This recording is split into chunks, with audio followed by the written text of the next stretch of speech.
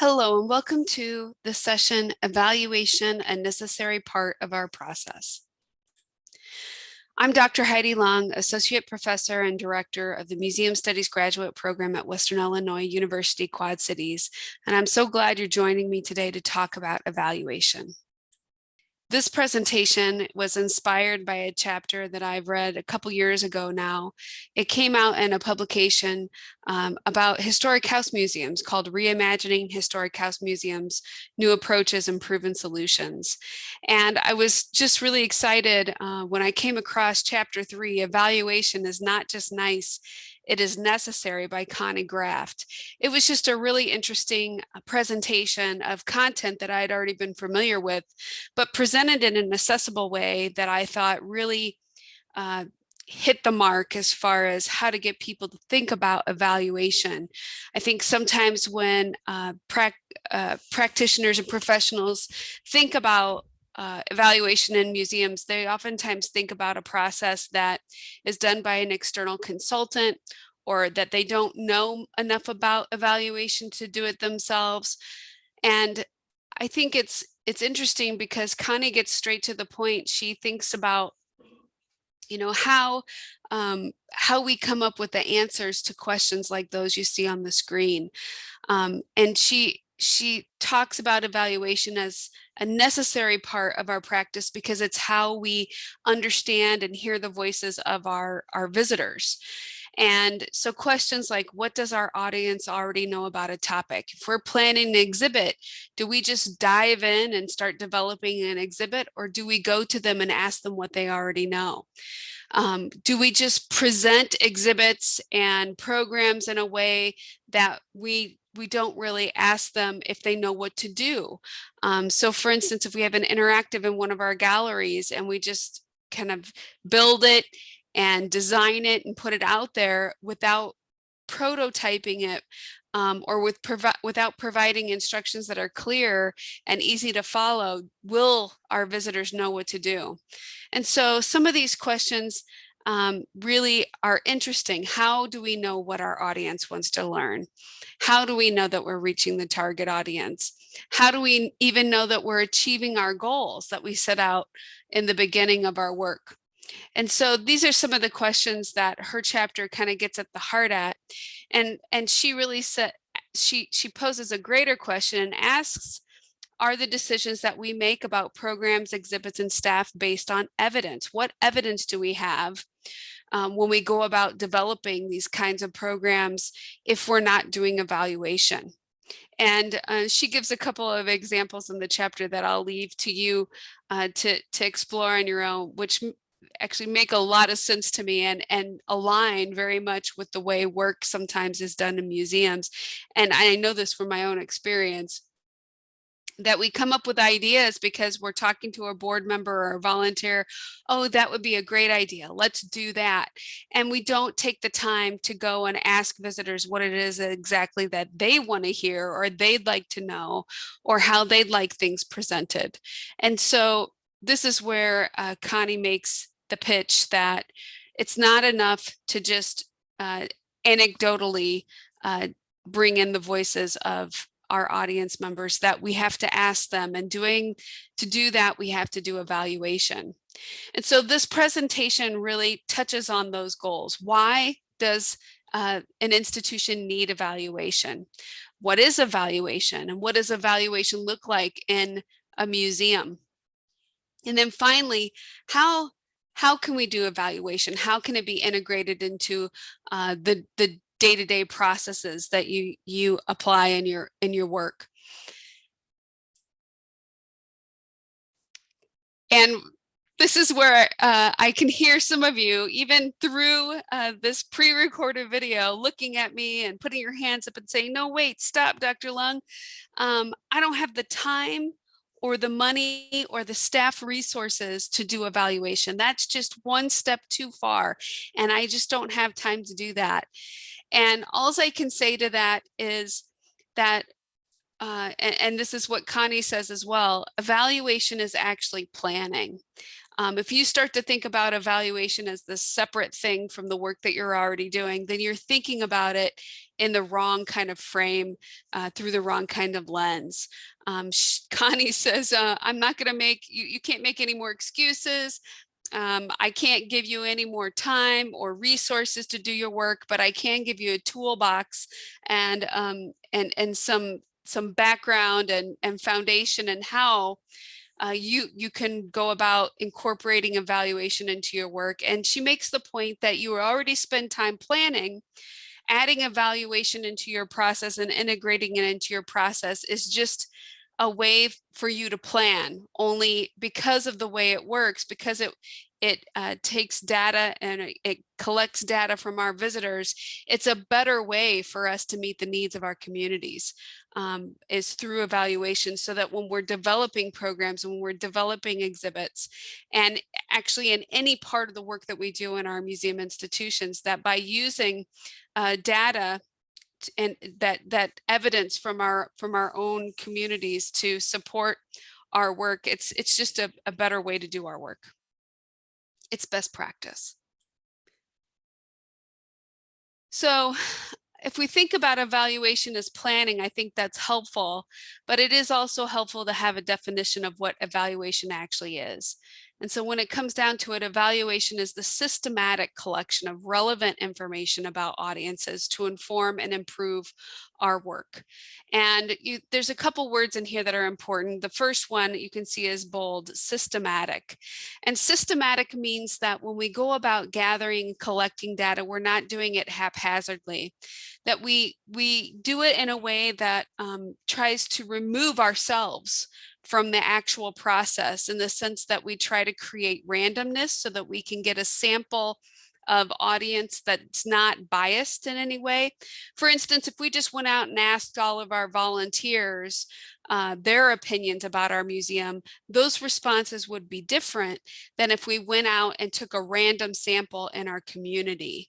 And so that systematic process, application to the process, is really helpful because it allows us to better understand our visitors and our audience members and target audiences without the bias of just folks who are within our institution. Systematic also means that we're going to ask the same questions of everyone. And so just like you would do in an employee interview, where you have a list of questions that might be given to you from an HR department, and you're going to ask those same questions of each person and then evaluate which employee meets your needs best on their responses. It's the same thing with surveys and questionnaires. We want to ask each person the same questions. And so the systematic component of evaluation is really a defining factor of the work.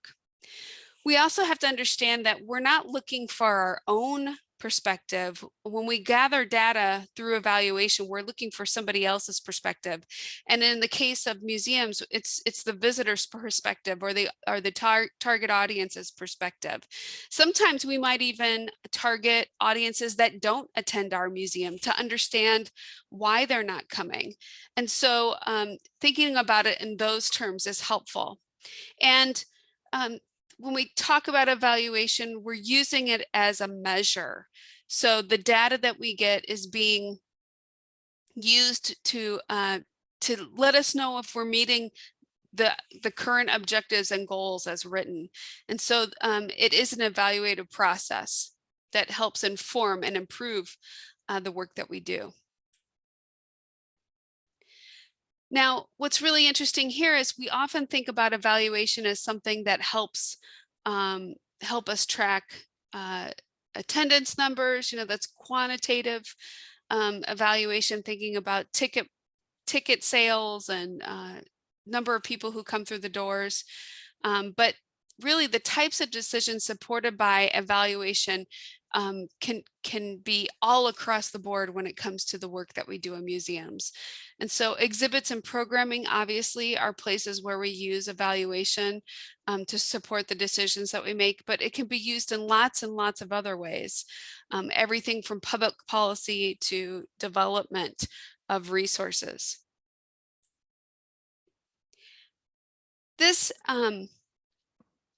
this diagram is going to take a little bit of just explaining, but this is how the design process works. And when we think about the evaluation, there's actually different kinds of evaluation that we can do. And it's really not so much that there's different types, it's when the evaluation happens that really defines what kind of evaluation or what type of evaluation we're doing. And so when you start up here at the top of this diagram and you see it says draft outcomes and strategies, when we're starting to think about a project, whether it be an exhibit or a program or as some kind of other initiative, a membership drive, we're going to write certain goals and we're going to draft out those goals. You're going to see here to the right, if we move to the right, it says front end evaluation, and there's this arrow that goes both ways. And so we might utilize evaluation at this point in the early stages of drafting these outcomes and strategies as a way to better understand the needs of our audience. And so, for instance, if we were looking to develop an exhibit, we might ask our audiences what they already know so that we can start the exhibit where they're at. Sometimes, for instance, with something complicated, a complicated topic like climate change or some historical event, we might make assumptions about what visitors already bring, what kind of knowledge they already bring, and those assumptions can very well be wrong. It's not surprising when we realize that audiences know either more or less about a topic than we imagine. And so doing that front end evaluation to help us understand where our audiences are at is very helpful. Once we develop our outcomes and strategies and use that evaluative data to inform those goals, we can start to develop the different pieces of the project. And in terms of an exhibit or a program, we might develop a pilot program or a prototype for an exhibit. Perhaps we start to lay out the objects in our gallery and write prototype labels. So this brings us to the next phase of our evaluation. As we're developing these prototypes, we might actually try them out. We might test those with volunteers and have them read labels and make sure that they make sense. We might bring students in to do a pilot program to test to see how it works so that we can see if we need to make adjustments in logistical characteristics of the program, or perhaps we need to adjust for an age group. And so this timing of evaluation during the time when we're developing a program, we already have the goal set, we know what we want to do, but we're developing the format of it and what it looks like or how it works. That prototyping design phase is when we can do the formative evaluation. And it's an iterative process. And so these arrows that go back and forth mean that we prototype something and then we test it doing the formative evaluation. And then we take what we learn and we continue to improve on the prototype until we move to the process of being completed, where that final program or exhibit is now done. And at this point, we have visitors and audiences coming in and they're experiencing the program or they're experiencing the exhibit.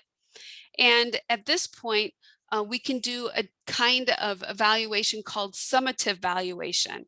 And summative evaluation is the type of evaluation that most people are familiar with. It's the evaluation that happens at the end of a project. So for instance, if you get a grant and the grant is for you to complete some kind of project, you might do some kind of summative evaluation at the end to say, yes, the initiative had impact. We had this many visitors and they said these great things about it. And this is the number of people who came. And that is summative evaluation. It's done after the project has been developed and formed and presented to the audience. And so you can see how this process then feeds into the next outcomes and strategies. And so this is a very iterative process, meaning that it informs itself. And the goal is that, we want to have some kind of impact. What is it that we want visitors to do or to know or to feel when they go through our programs and come to our institutions? And you can see here in the yellow circles, these are the different kinds or types of evaluation that we can do at different points in the process, the design process of whatever initiative it is we're developing. And so just to talk about these three different types, and there are some other types, but I'm focusing on these three main types that are really characterized by the timing of when they're done.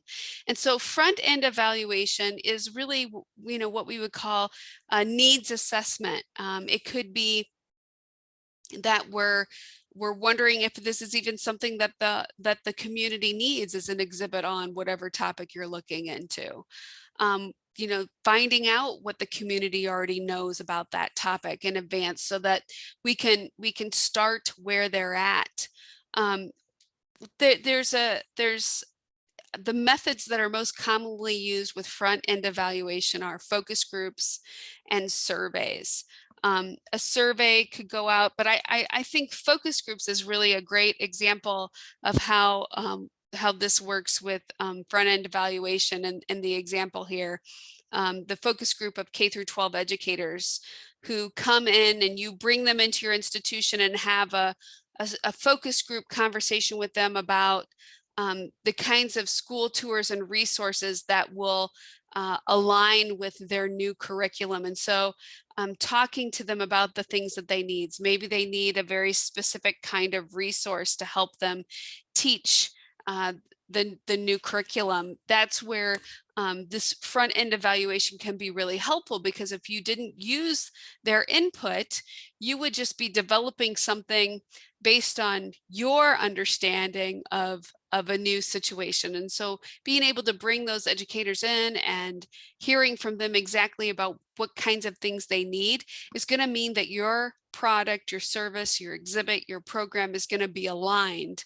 better with their needs and therefore better meeting your mission. The next type, formative evaluation, we talked about that. The exhibit prototyping is an excellent example of what formative evaluation looks like. Testing exhibit components or program functionality. At the St. Louis Science Center, they had a side gallery where they were able to do formative evaluation of exhibit components. And it was very raw. And what I mean by that is they didn't have the slick text produced. They oftentimes had label copy that was just, printed on a piece of copy paper, and they would put that in front of folks and ask them to read the text and then to manipulate whatever the interactive was based on the instructions. It was very raw in that testing exhibit, but it was so worthwhile. They saved so much money and time in that space, because by having visitors come in and test exhibit components, they were able to improve those components and tweak those components so that when they went and paid the big bucks to have the computer interface developed for whatever exhibit they were doing, they knew it was going to work. Again, focus groups are a method most commonly used in formative evaluation and observations. So in that specific gallery at the St. Louis Science Center, there would be a facilitator there who would give maybe the visitors some very basic instructions, and then they would just sit back and watch how the visitors interacted with the prototyped exhibit components. This is really useful for exhibits, but it can also be used for programs and programmings. And I'd mentioned before piloting programs to think about logistics and how things work in a program setting is very similar to an exhibit, and formative evaluation is often used in that way. Then last but not least, we have our summative evaluation, and just talking a little bit more about summative evaluation in depth. This is really determining the overall effectiveness of a program or exhibit or whatever initiative. Um, it's testing, it's more than just testing the exhibit program and functionality, it's testing its success and impact. Um, it utilizes focused observations, interviews, and surveys. And I have to say, in most cases, I've seen used in summative evaluation, especially in large museums and exhibits, in surveys. And the surveys can be either, paper and pencil based, or they can be electronic surveys nowadays. And these are used by administrators. They're also used by exhibit and program developers, but the results from these summative evaluations are often used by administrators. For instance, there are many exhibits and programs that are supported by grants, and grants require some kind of summative evaluation to describe impact, where the impact of the money that they gave to the project, and how successful that project was. So looking back at the design process again, you can really see how the timing of these different types of evaluation is the determinant of what you're actually looking for. I'll get a lot of questions about what method is best to use in evaluation. And really, the answer here is you need to use the method that best answers the question in the most efficient way. So for instance, if you're looking to see how a specific program impacts families, and how families, the parent and the child, are impacted by a program, it could be that a survey would do the job, but there are a lot of things that a survey doesn't do. Surveys, people can answer questions and they can be confused by some questions. Oftentimes surveys are something that are done in a very short amount of time, and so you don't get a lot of detailed information. But if you're looking to see the complexities of how a family engaged in an exhibit or in a program, it might be better to utilize an interview, and an on-site interview, where a staff member can go up to that family and, with permission, talk to the parent and the child together and ask them about their experience. That's efficient because it's quick, it's easy, in the sense that the staff person can make notes, but it's also it's the way that's going to get the best results. The best data is going to come out of that, whereas a survey may not get the most robust data for the questions that you have.